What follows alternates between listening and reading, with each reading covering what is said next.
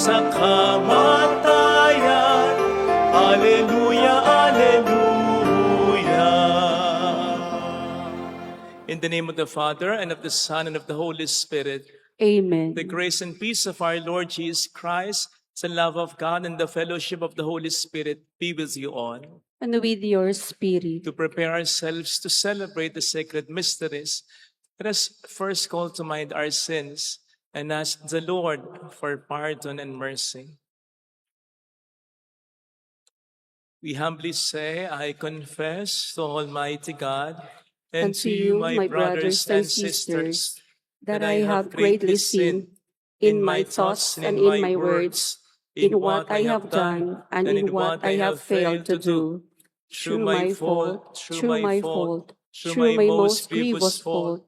Therefore I ask the Blessed Mary, ever Virgin, all the angels and saints, and you, my brothers and sisters, to pray for me to the Lord our God.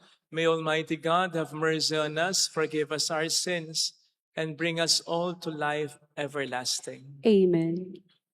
Lord, have mercy. Lord, have mercy. Christ, have mercy. Christ, have mercy. Lord, have mercy. Lord, have mercy.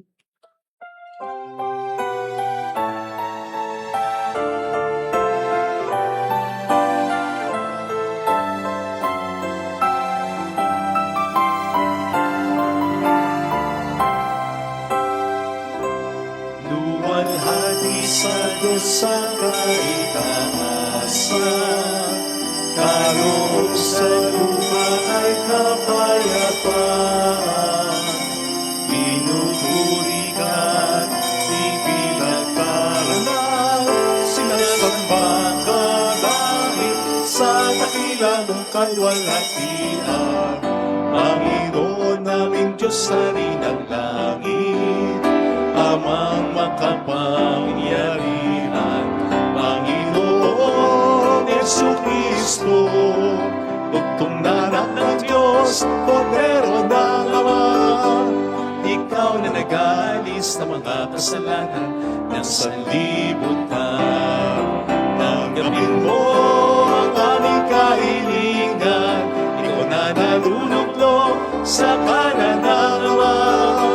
Maawa ka sa amin, lamang ng banal, Panginoong Jesucristo, kasama ng Espiritu, sa luwalhati ng Ama. Amen, amen, amen, amen.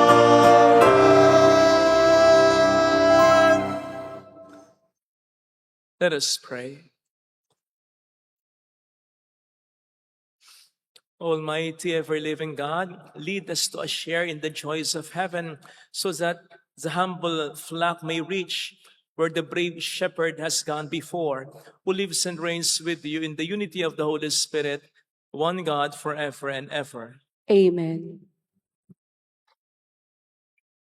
On the first reading, Peter, the leader of the apostles, proclaims to the people that Jesus, who was crucified, is risen from the dead and is proclaimed by God as Lord and Messiah. A reading from the Acts of the Apostles.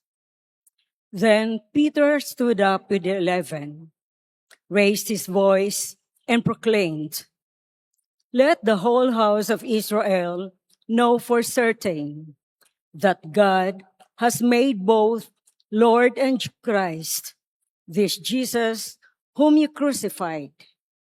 Now, when they heard this, they were cut to the heart, and they asked Peter and the other apostles, "What are we to do, my brothers?" Peter said to them, "Repent and be baptized, every one of you, in the name of Jesus Christ, for the forgiveness of your sins. And you will receive the gifts of the Holy Spirit.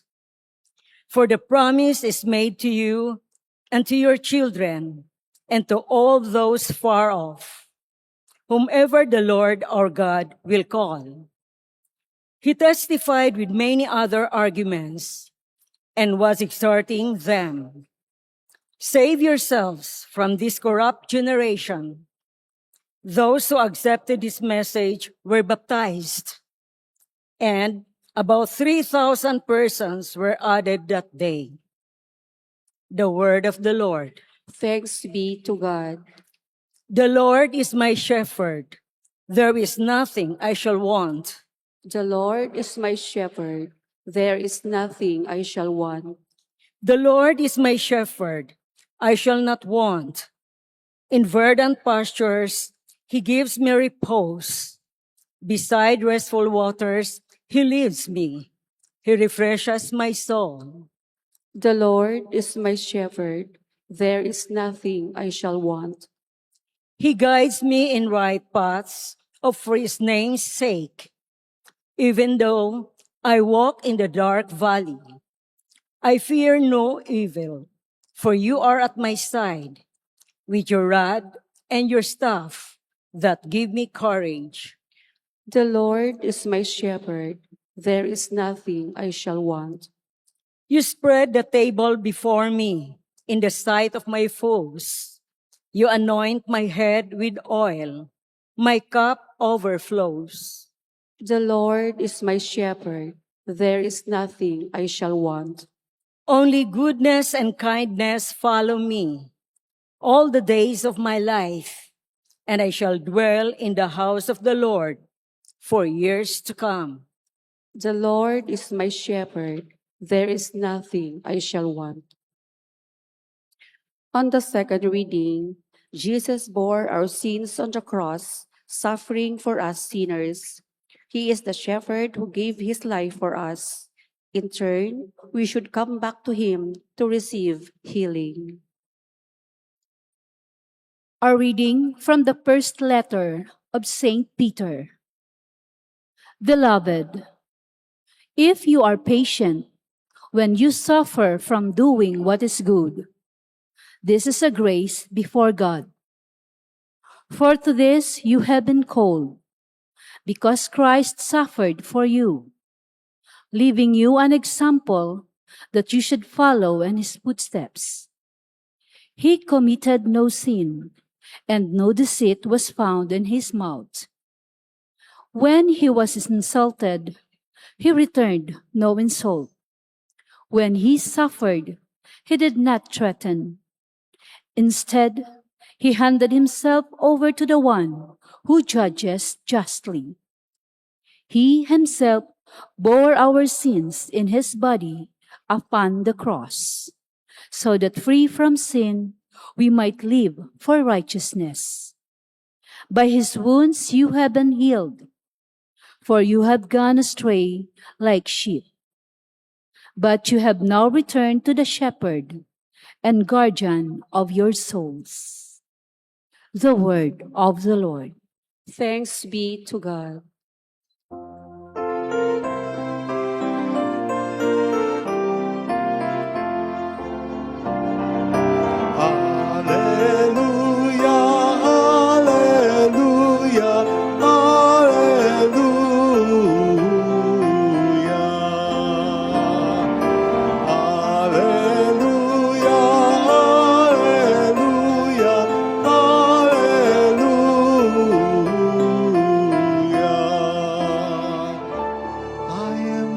Shepherd, says the Lord.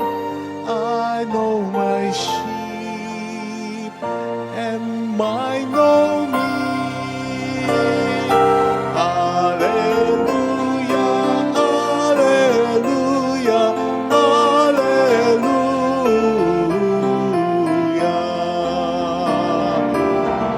Alleluia, alleluia, alleluia.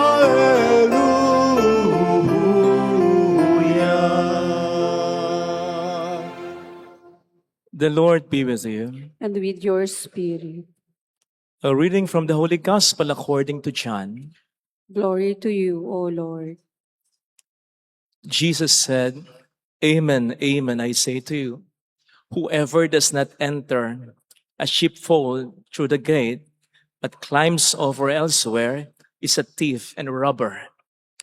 But whoever enters through the gate is the shepherd of the sheep. The gatekeeper opens it for him, and the sheep hear his voice. As the shepherd calls his own sheep by name and leads them out. When he has driven out all his own, he walks ahead of them, and the sheep follow him because they recognize his voice. But they will not follow a stranger. They will run away from him because they do not recognize the voice of strangers. Although Jesus used this figure of speech, the Pharisees did not realize what he was trying to tell them. So Jesus said again, "Amen, amen, I say to you, I am the gate for the sheep. All who came before me are thieves and robbers, but the sheep did not listen to them. I am the gate. Whoever enters through me will be saved and will come in and go out and find pasture. A thief comes only to steal and slaughter and destroy. I came so that they may have life and have it more abundantly." Sisters and brothers, the gospel of the Lord. Praise to you, Lord Jesus Christ. Shout out sa mga kapatid nating OFW. Ang pulang laso na ito ay lagi naming pagpupugay sa inyo.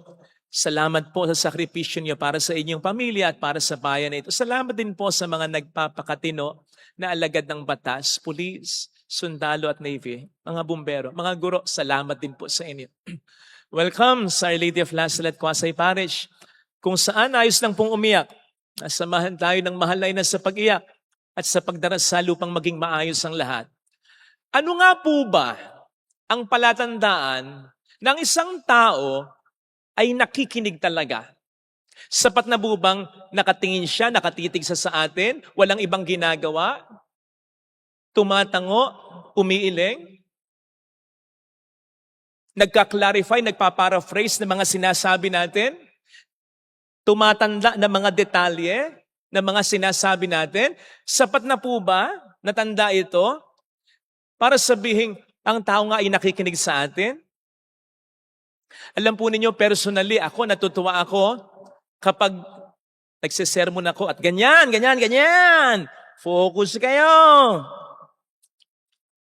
Yung kapag nagtanong ako, sasagot kayo. Yung kapag nag-joke ako, tatawa kayo. Yung kapag naging emotional na ako, maiiyak kayo.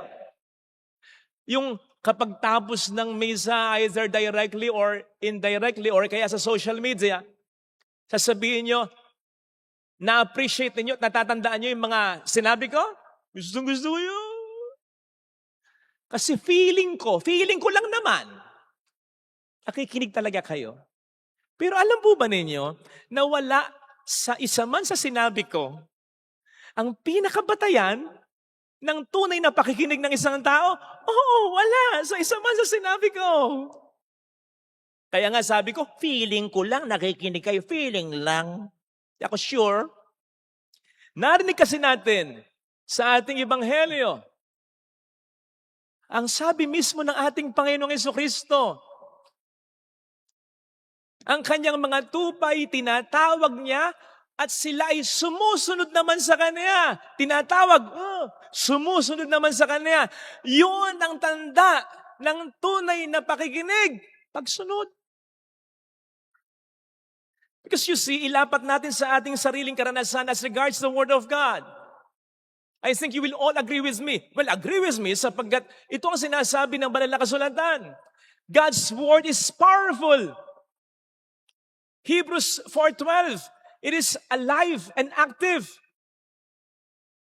It is like a two-edged sword. Kaya nga sa ating first reading, it cuts through man's heart. It penetrates between soul and spirit. Kaya imposible na hindi tayo mabagabag ng salita ng Diyos sa ayaw man natin o sa gusto. But that is not enough. Because conviction is not yet conversion. Ang totoong pakikinig ay may pagsunod, may pagtugon, may definite, concrete action. Sa Bible, ang tunay na pakikinig ay may tunay na pagsunod. Hearing without obedience is nothing.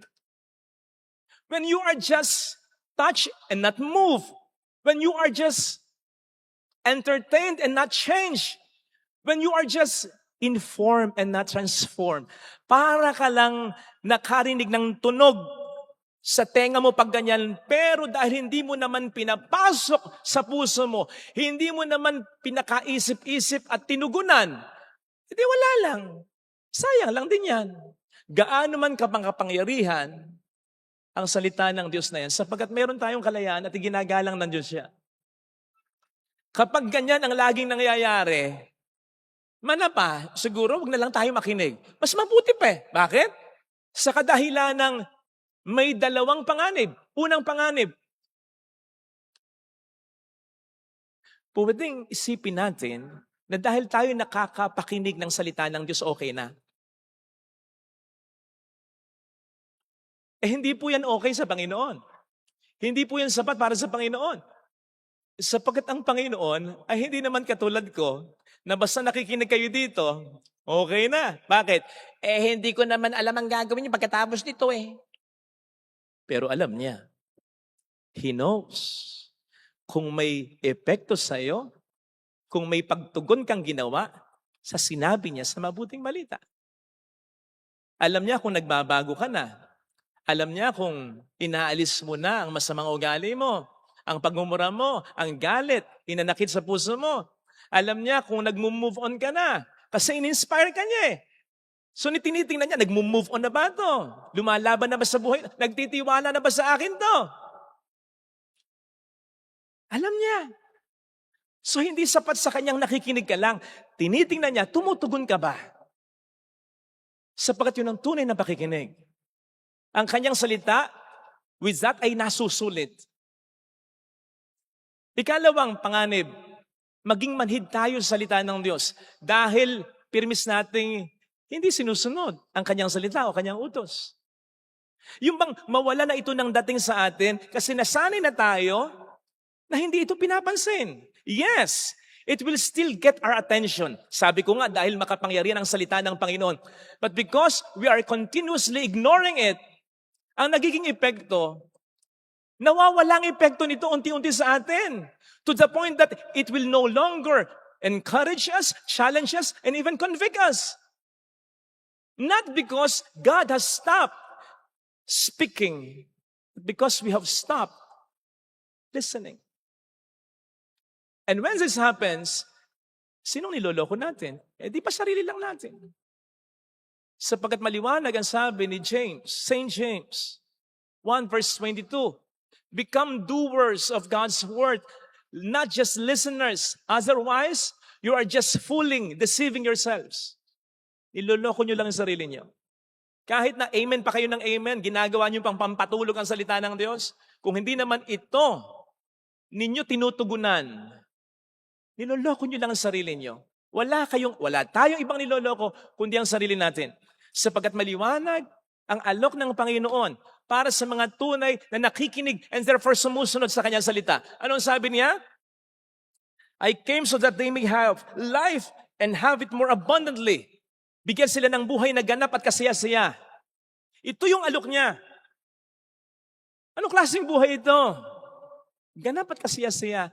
Pwedeng hindi natin ito agad maramdaman sa pamamagitan ng material na bagay. Sapagkat ang sinasabi ng Panginoon dito, kalidad ng buhay. Malalim na kaligayahan, malalim na kapayapaan, pangit man o maganda man, mahirap man o madali man, ang ating maging karanasan. Ito yung gustong ibigay ng Diyos sa atin. Kung tunay tayong makikinig at susunod sa mga sinasabi niya sa atin. Kabaligtaran ito, yung inaalok ng demonyo. Yung buhay na inaalok ng demonyo, pwede nating maramdaman agad as regards material na bagay, as regards kaaliyawan, sarap na pakiramdam ng katawan. Pero unti-unti naman niya tayong ninanakawan ng tunay na kaligayahan, ng tunay na kapayapaan, hanggang sa wala na siyang itira sa atin, sino man o ano man. Ganun naman ang demonyo eh. Ibibigay muna ang lahat sa atin bago niya kunin ang lahat sa atin. Kabaligtaran nun ang Diyos. Ang Diyos, manghihingi muna sa atin bago niya ibigay ang lahat sa atin. Seek ye first the kingdom, and everything will be given you. At ano ang pinaka-basic na hinihingi sa atin ng Diyos? Pagsunod natin. Sapagkat ito ang magpapatunay ng pananampalataya natin. Without faith, it is impossible to please God. Natutuwa ang Diyos sa mga sumusunod sa Kanya kasi ito yung mga talagang nagtitiwala sa Kanya. Maliwanag ang sabi ng Panginoon patungkol sa mga tupa, patungkol sa mga taong tunay na nakikinig at sumusunod sa Kanya. Ano ang sabi niya? They recognize my voice. They know me. Kilala nila ako, kaya sumusunod sila. Hindi dahil in-explain ko sa kanila, detalyado ang lahat. Ganito ang mangyayari sa buhay mo. Pag sinunod mo ko, ito mangyayari. Ganito. Hindi! Basta sumunod sila. Bakit? Nagtitiwala sila sa akin. Sumusunod ang mga tupa sa kanilang pastol dahil alam nila mabuti yung pastol kong ito eh. Hindi ako ipapahamak nito eh. Alam naman nating mabuti ang Diyos natin, di ba? So bakit nahirapan tayong sumunod? Bakit nahirapan tayong i-apply sa ating buhay ang God's Word? Bakit nahirapan tayong magpatawad? Bakit nahirapan tayo humingi ng tawad? Bakit nahirapan tayong unahin siya sa buhay natin? Bakit nahirapan tayong magtiwala sa Kanya sa kidaan ng mga problema? Bakit nadidepress ka pa rin? Maliwanag ang sabi niya. Tinatawag niya ang kanyang tupa sa bawat pangalan. Ibig sabihin, bawat tupa mahalaga, bawat tao mahalaga. Maliwanag ang sabi niya, siya ang gate. Ibig sabihin siya ang humaharang, literal, humaharang sa mga kalaban para ikaw ay protektahan. Ganun kakahalaga. Maliwanag ang sabi niya, iiwan niya ang 99 para sa iyo kung ikaw ay nawawalang nag-iisa. Ano ba? Bakit nawawalan ka pa rin ng pag-asa? So hindi ka nagtitiwala sa Kanya. Kaya hindi natin maramdaman ang buhay na ganap at kasiyasiyan. You see, sa banal na kasulatan, may mga mas mahirap pang ang utos ang Diyos na sinunod ng tao Halimbawa, yung utos ng Diyos kay Abraham na ialay ang kanyang kaisa-isang anak na si Isaac. Mahirap yun. Halimbawa, yung utos ng Diyos kay Gideon na kalabanin ang mayroong 135,000 na Midianita kahit 300 lang sila. Mahirap yun. Okay. In the New Testament, wag na tayong lumayo kay Saint John, sapagkat kay Saint John naman galing ang ebanghelyo na ating pinagninilayan. Sa ebanghelyo ni Saint John, yung pinakaunang ginawa ang himala ni Kristo at yung pinakahuling ginawa na himala ni Kristo, it has something to do, or they have something to do with pagsunod ng tao sa mahirap na utos ni Kristo. Pinakaunang milagro, wedding feast at Cana. Anong utos ni Kristo? Punuin nyo ng tubig ang mga banga. Mahirap yun. Mahirap intindihin yun. Bakit? Ang kailangan ng tao, alak sa banga, hindi tubig sa banga. Yung pinakahuling milagro na ginawa ni Kristo, anong mahirap na utos ni Kristo? Sabi niya kay Pedro at sa mga disipulo, ihulog ninyo sa gawing kanan ng lambat. Mahirap intindihin yun. Bakit? Ikaw itong mangingisda buong magdamag kang nang huli, wala kang nahuli. Tapos, dahil sinabi ng isang karpintero, ihulog mo yung lambat at maniniwala kang makakahuli ka? At bakit sa gawing kanan? Bakit hindi ba lumalangoy ang isda sa kaliwa? Ano ba naman yan? Pero sumunod sila. Sapagkat sabi nga ni Pedro, sa ibang version nito, because you say so, magdamag po kaming walang huli. Pero sinabi mo, sad-sad na po yung negosyo ko, pero sabi po, di ba ala ko sa'yo? Matindi po yung sakit ng 6 months to live na lang daw po ako. Pero sinabi mo, asa ko, sige asa ko. Wala na akong makitang pagbabago. sa asawa ko, sa anak ko, pero sinabi mo, magtiyaga ako. Ang sakit ng ginawa niya sa akin. Pero sinabi mo, sige, magpapatawad ako.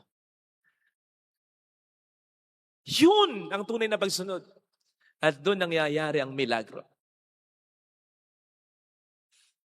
You see, siguro naisip niyo, buti pa sa Bible, noon, ang dami-daming milagro. Bakit wala na yatang milagro ngayon? Tandaan po natin, God is the same yesterday, today, and forever. Hindi nagbabago ang Panginoon. Tayo ang nagbabago ng pagsunod. Baka hindi na tayo masyadong nagtitiwala ngayon. Now, yung mga nakakaluwag naman sa buhay dito o yung mga walang masyadong problemang pinagdaraanan, baka ang iniisip nyo, that's not for me, Father. Okay naman yung buhay ko eh. Hindi ko kailangan ng milagro.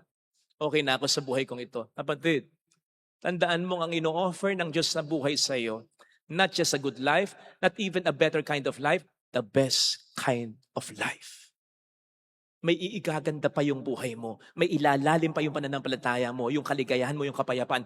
Yun ang gusto na ibigay ng Diyos sa iyo at sa pamilya mo. At sa mga kaapu-apuhan mo. Kaya sana, whenever God's Word cuts through our heart, katulad ng sinasabi sa ating first reading, ganun din ang maging response natin. Katulad ng response ng mga tao sa ating first reading. Anong dapat namin gawin? Kapag nagbasa ka ng salita ng Diyos, kapag nakinig ka ng homily, tapos may tumama sa iyo, kapatid, hanggang makalabas ka ng simbahan, pag-isipan mo yon, pagdasalan mo yon, and then ask God, Lord, tinamaan ako doon. Anong gusto mong gawin ko? Seryosohin mo yung dasal na yun. At sasabihin talaga sa iyo ng Panginoon ang gagawin mo. Sundin mo. Sinasabi ko sa iyo, may mangyayaring milagro sa buhay mo at sa pamilya mo. Ito sana ang hilingin nating biyaya sa banal na pagdiriwang na ito. Ilagay natin ang ating kanang kamay sa tapat ng ating puso.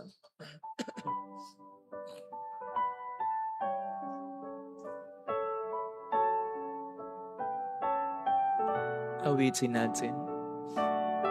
Alam kong may magagawa ang Diyos.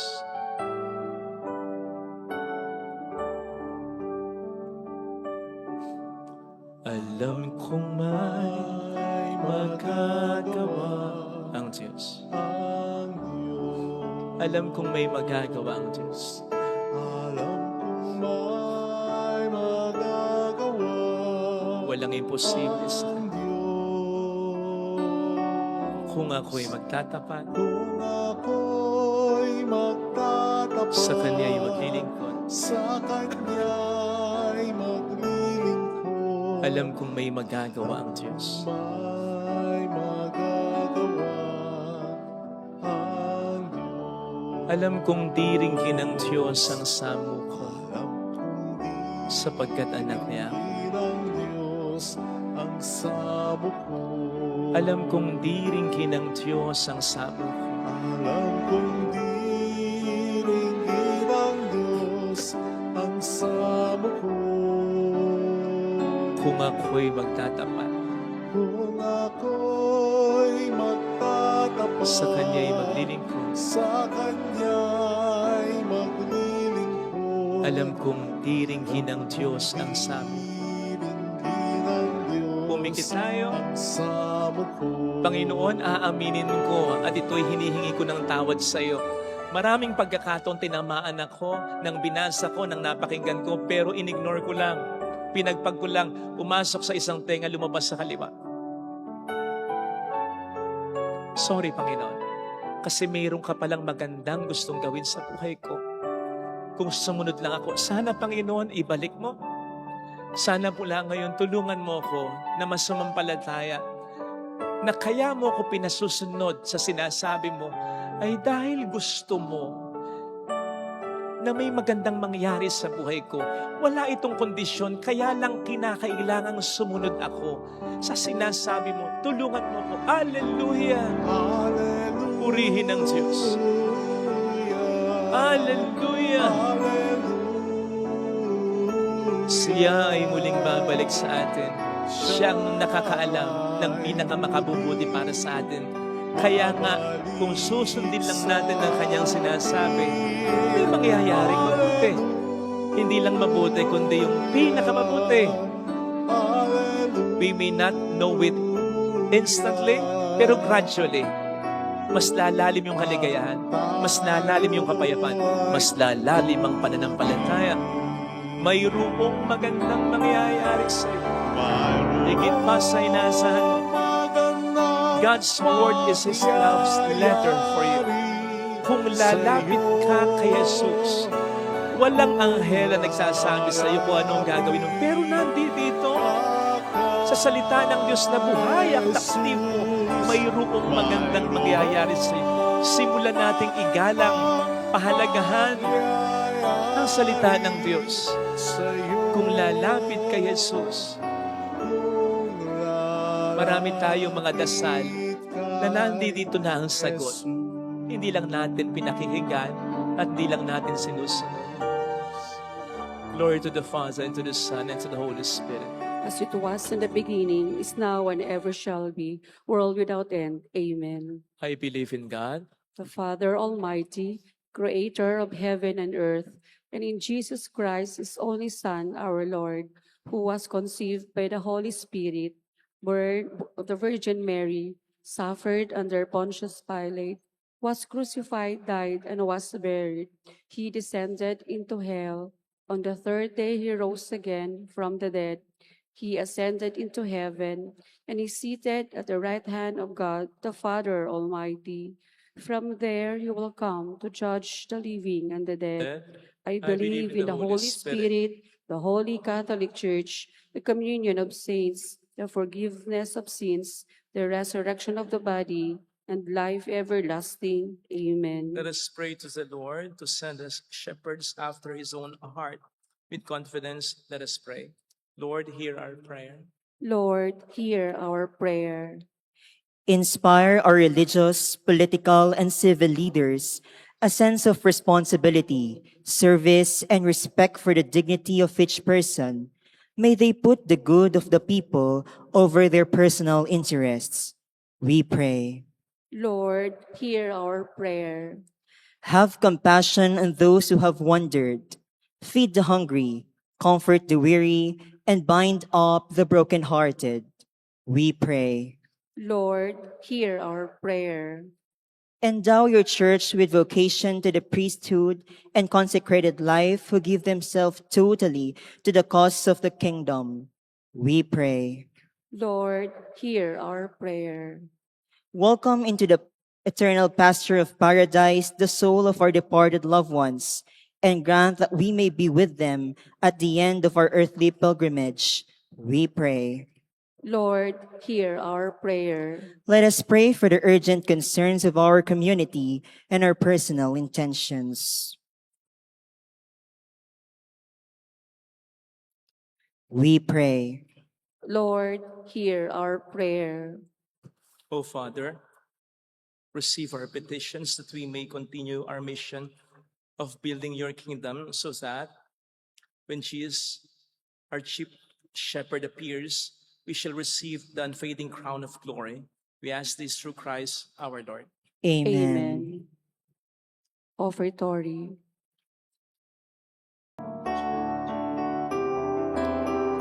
Pakinggan mo kami, mapagkalingang Diyos. Tulad mong sarili namin laging maihandog sa banal mong apat ngayon.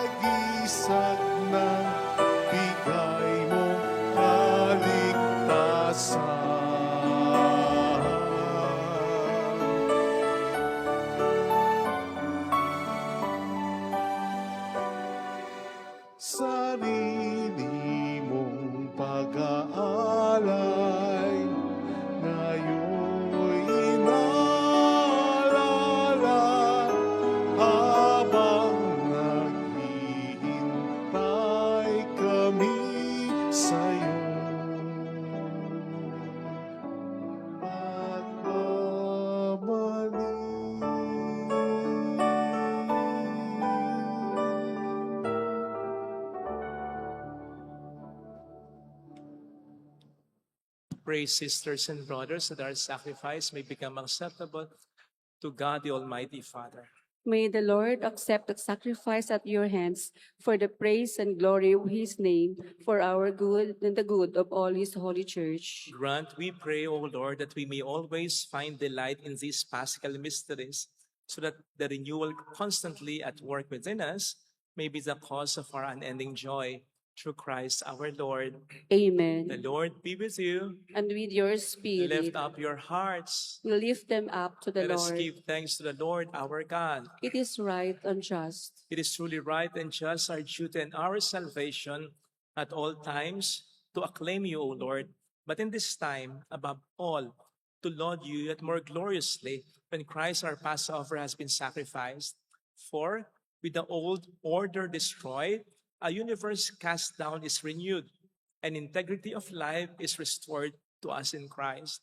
Therefore, overcome with paschal joy, every land, every people exalts in your praise, and even the heavenly powers with angelic hosts sing together the unending hymn of your glory as they acclaim, Holy, Holy, holy Lord God of hosts, heaven and earth are full of your glory.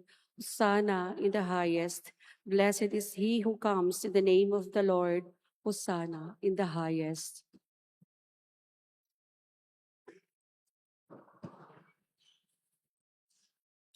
You are indeed holy, O Lord, the fount of all holiness. Make holy, therefore, these gifts, we pray, by sending down your Spirit upon them like a dewfall, that they may become for us the body and blood of our Lord Jesus Christ. At the time he was betrayed and entered willingly into his passion, he took bread, giving thanks, broke it, gave it to his disciples, saying, Take this, all of you, and eat of it. For this is my body, which will be given up for you.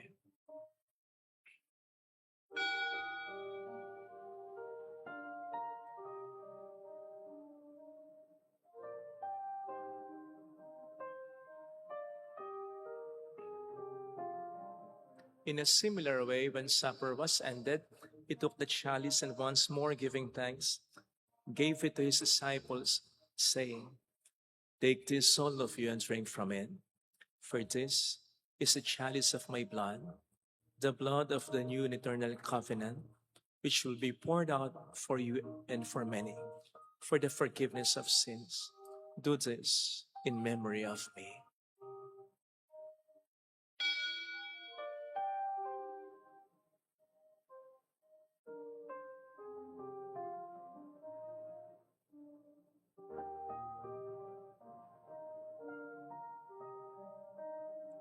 Let us proclaim the mystery of our faith.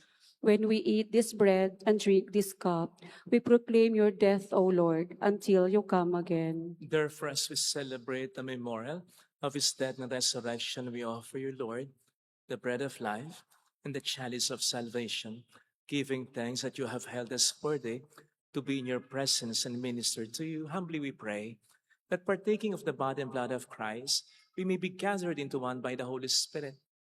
Remember, Lord, your church is spread throughout the world and bring her to the fullness of charity, together with Leo, our Pope, and Dennis, our Bishop, and all the clergy.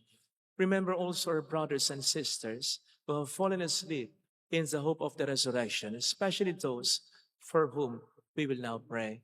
Let us pray for our departed loved ones.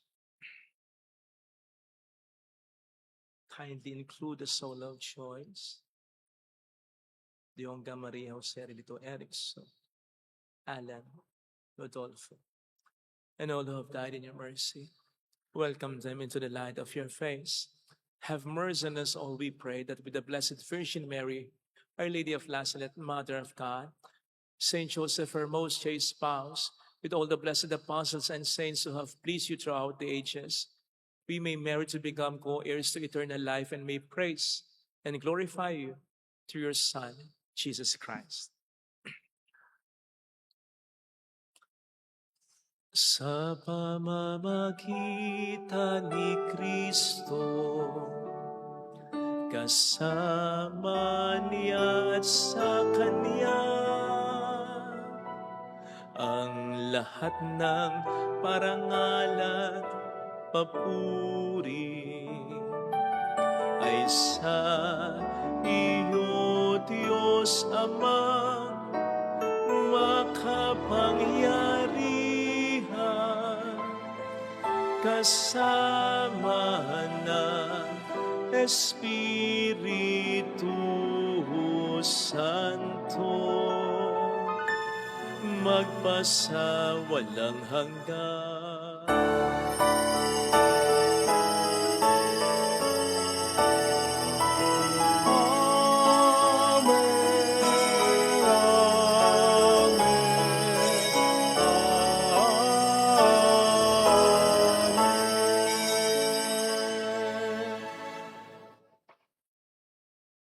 At the Savior's command, and formed by divine teaching, we dare to say,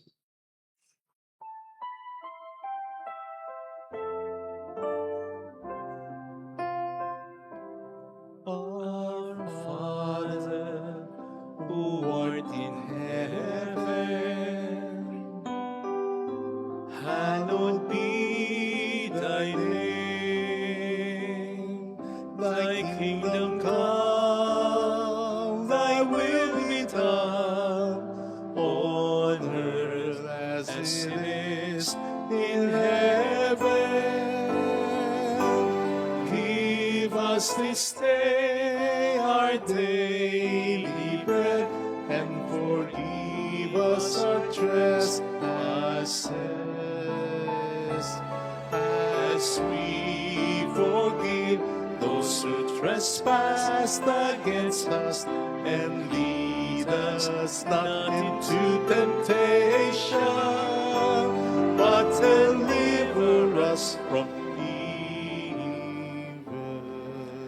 Deliver us, Lord, we pray, from every evil. Graciously grant peace in our days, that by the help of your mercy we may be always free from sin and safe from all distress, as we await the blessed hope and the coming of our Savior, Jesus Christ. For the kingdom, the power, and the glory are yours, now and forever.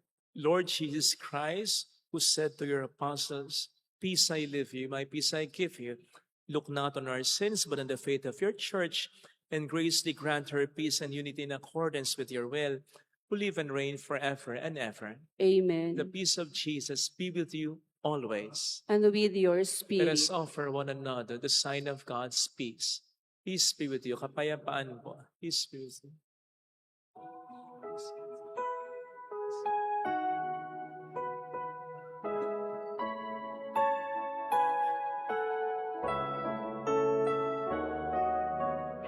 Lamb of God, you take away the sins of the world.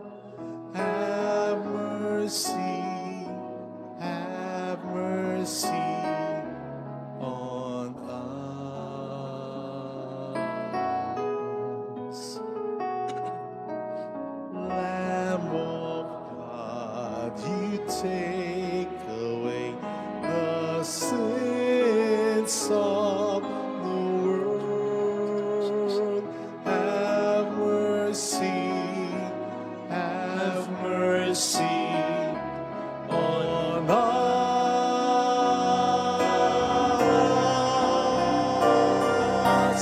Lamb of God, you take away the sins of the world. Grant us peace. Grant us peace. Behold, the Lamb of God who takes away the sins of the world. Happy are those invited to receive him. Lord, I am not worthy that you should enter under my roof, but only say the word, and my soul shall be healed.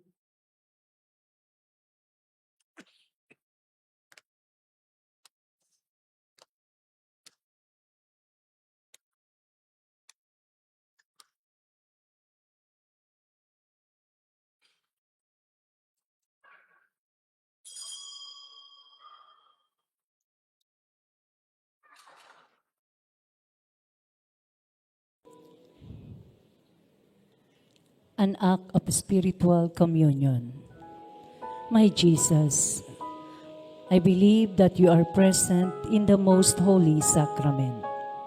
I love you above all things, and I desire to receive you into my soul.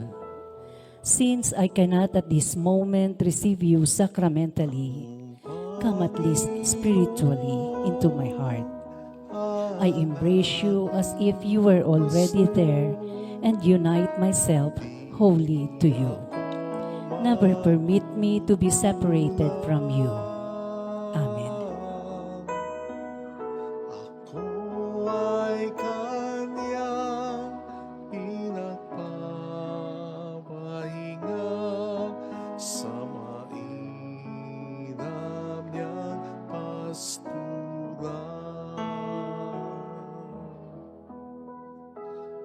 Inakay ako sa tahimik na batis at dulot niya'y bagong lakas.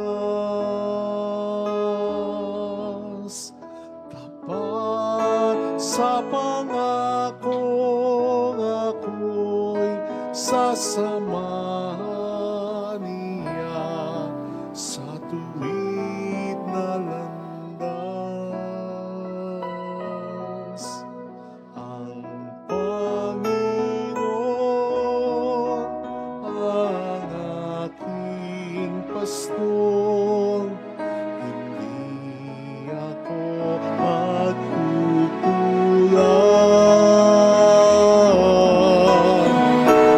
Ako ay kanyang pinagpapahinga sa mainam niyang pastulan.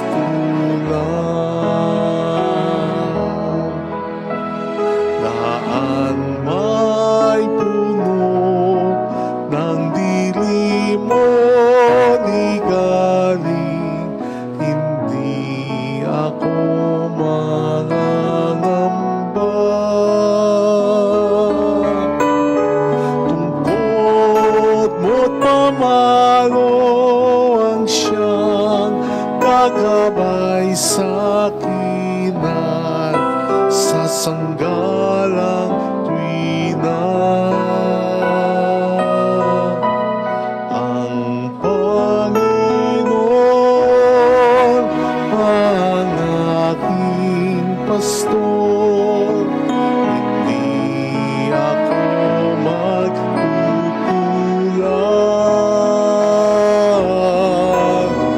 Ako ay kanyang pinagpapahinga sa mainam niyang pastulan.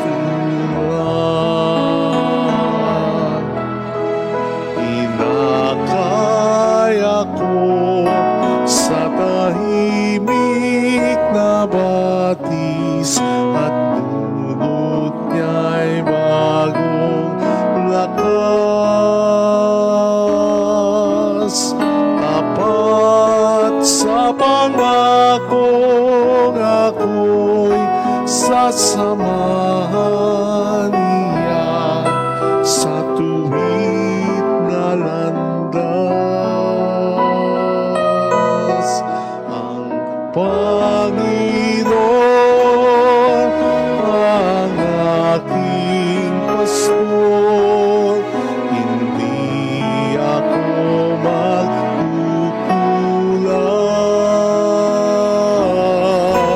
Ako ay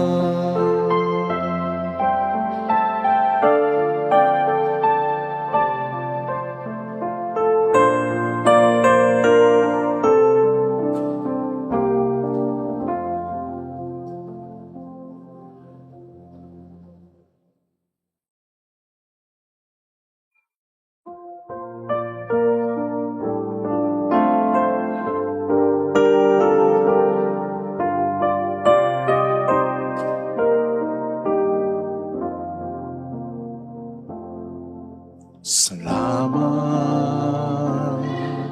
sa'yo, aking Ama. Salamat sa iyong mga likha. Salamat sa liwanag ng araw at buwan. Salamat sa iyo, Diyos. Salamat sa buktong mong anak. Salamat sa iyong pagliligtas. Salamat sa buhay na walang hanggan. Salamat, salamat sa iyo. Walang hanggang pasasalamat. Ang sa'yo'y aming sasabitin. Maging sa uling sandali ng aming buhay. Masasalamat sa iyo'y walang hanggan.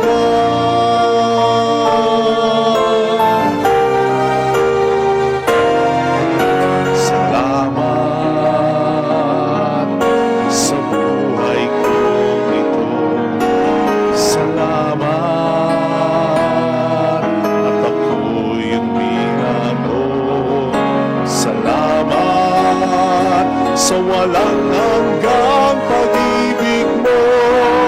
Salamat, salamat sa walang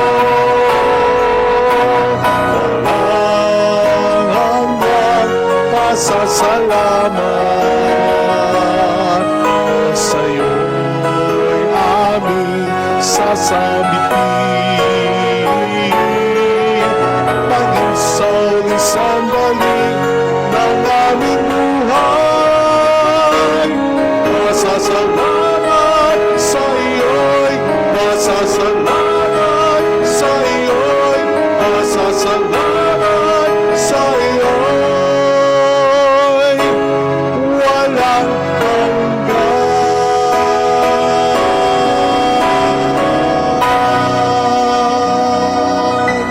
Let us pray.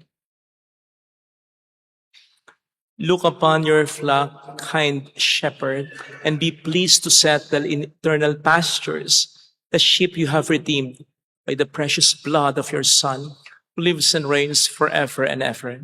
Amen. Holy God, Holy Mighty One, Holy Immortal One. Have mercy on us and on the whole world. Holy God, Holy Mighty One, Holy Immortal One. Have mercy on us and on the whole world. Holy God, Holy Mighty One, Holy Immortal One. Have mercy on us and on the whole world. Jesus, King of Mercy. We trust in you. Alalahanin, Alalahanin, O mahal na Birhen ng Lasalet, Ina ng pag-asa, ikaw ang nagpaalala sa aming magbalik loob sa Ama. Ito ang nagpapatunay na ang kagandahang loob mo'y nanatiling busilak. Sa pag-aaruga mo sa amin, tungkulin mo'y tinupad. Sa paanan ni Kristo'y itinuring mo kaming mga tunay mong anak. Kaya ninais mong ni Isay huwag mapahamak. Maging sa iyong walang tigil na pananalangin, pati luhay pumatak. Huwag namang mawala ng saysay ang iyong paghihirap. Hiling nawa namin sa iyo, O aming inang liyag, na matapos sa pagkikibaka namin sa mundong ito, at sa pananatili naming tapat kay Kristo, sa kapurihan mo'y makibahagi kaming ganap, upang kung nasaan ka ngayon, maparoon din kaming lahat, at ang kaganapan ng kaluwalhatian ng Diyos Amay tuluyang matupad, siya nawa. mahal na Birhen ng Lasalet, tagapagkasundo ng mga makasalanan. Ipanalangin mong walang patid kaming mga dumudulog sa Marami iyo. pong salamat sa inyong pakikiisa at sa mga tulong na binibigay ninyo. Hindi lang man po kayo narito, kundi yung mga kasama rin natin through live stream of the Mass at yung mga nakakapanood din ng mga replay ng ating mga misa at nagbibigay ng tulong nila through our GCash and bank account. Marami pong salamat sa pagsuporta rin sa ating souvenir shop or religious store, sa mga nag-aalay pa rin ng alkansya, sa pag-share pa rin ng ating mga recorded reflections and videos. Marami pong salamat sapagkat napagsasama-sama nating lahat. Nakakagawa talaga ng milagro ang Panginoon sapagkat kung malalaman nyo lang po yung mga pasweldo natin, yung mga tinutulungan natin, kayo mismo ay magtataka kung bakit tayo nakararaos at may sumusobra pa. Yun po ay dahil sa pagsunod ninyo sa Panginoon na tulungan ng simbahang ito nang makatulong din sa iba. Kaya maraming salamat po sa pagtugon nyo talaga sa Panginoon. Salamat po. The Lord be with you. And with your And may spirit. Almighty God bless you and our loved ones. In the name of the Father, and of the Son, and of the Holy Spirit. Amen. The Mass has been offered. Go in the peace and love of Jesus Christ. Thanks be to God. Salamat po.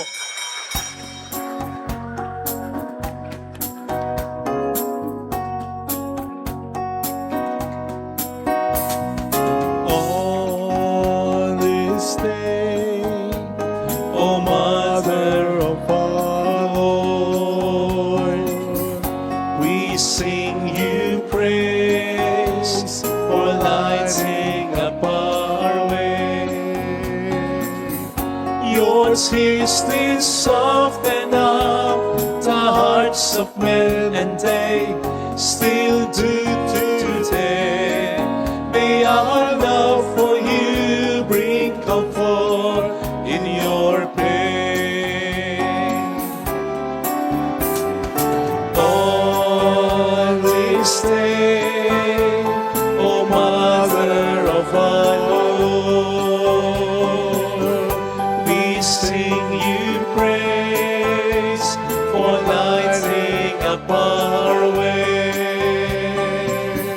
Your tears did soften up the hearts of men, and they still do today.